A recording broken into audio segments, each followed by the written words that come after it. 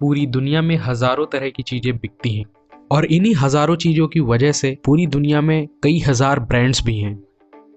चाहे आपको कपड़े खरीदने हो, कार खरीदनी हो या फिर छोटी बड़ी कोई भी चीज, हर चीज के लिए पूरी दुनिया में कई सारे ब्रांड्स मौजूद हैं। कई बार हम इन ब्रांड्स के नाम देखकर ही जान जाते हैं कि यह किस देश की कंपनी है। जैसे अगर आप पतंजलि के नाम की बात करेंगे तो इसे देखकर आपको आसानी से समझ में आ जाएगा कि ये कंपनी भारत की कंपनी है। लेकिन हर बार ऐसा नहीं होता। आज हमारे प्यारे देश भारत में कुछ ऐसे ब्रांड्स भी हैं जिनके नाम भले ही ऐसे लगते हों कि वह किसी दूसरे देश के हों, लेकिन असल में यह ब्रांड्स पूरी तरीके से भारतीय हैं। इन ब्रांड्स में कुछ ऐसे ब्रांड्स हैं जिनकी शुरुआत भारत में ही हुई है, वहीं कुछ ऐसे ब्रांड्स भी हैं जिन्हें पहले बाहर शुरू किया गया लेकिन बाद में किसी भारतीय कंपनी ने उसे खरीद लिया। तो इस लिस्ट में पहला नाम आता है पीटर इंग्लैंड का।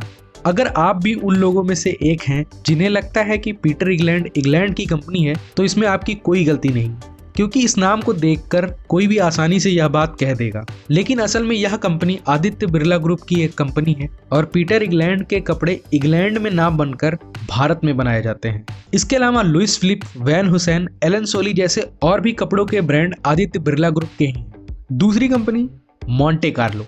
अब यह कंपनी अपने नाम से भले ही दूसरे देश की लगती हो, क्योंकि मोंटे कार्लो एक जगह का नाम है जो भारत में नहीं है, लेकिन यह कंपनी भारत की है। मोंटे कार्लो के सारे प्रोडक्ट्स भारत में बनाए जाते हैं और इसे लुधियाना का नेहर ग्रुप ओन करता है।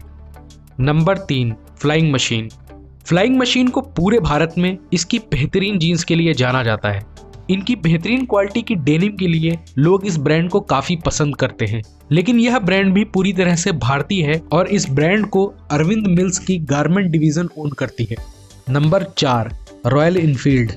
पूरे भारत में शायद ही कोई ऐसा होगा जो इस ब्रांड के बारे में ना जानता हो, और शायद आपको भी इस बारे में बताने की कोई जरूरत नहीं है, क्योंकि आपने कभी ना कभी रॉयल इनफील्ड चलाई तो जरूर ही होगी। हालांकि शुरुआत में यह एक ब्रिटिश मोटरसाइकिल कंपनी हुआ करती थी, लेकिन बाद में इस कंपनी को आइसर मोटर्स ने खरीद लिया और अब आइसर मोटर्स ही रॉयल इनफील्ड को बनाती है और आइसर मोटर भारत की कंपनी है।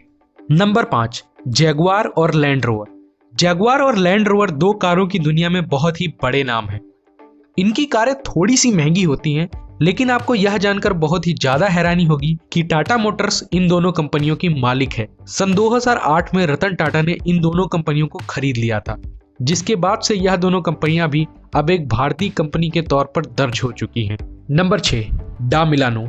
इस कंपनी के नाम से यह लगता है कि यह कंपनी इटली की हो, जबकि असल में यह एक भारतीय ब्रांड है। डा मिलानो अपने लेदर के बेहतरीन प्रोडक्ट्स के लिए जानी जाती है।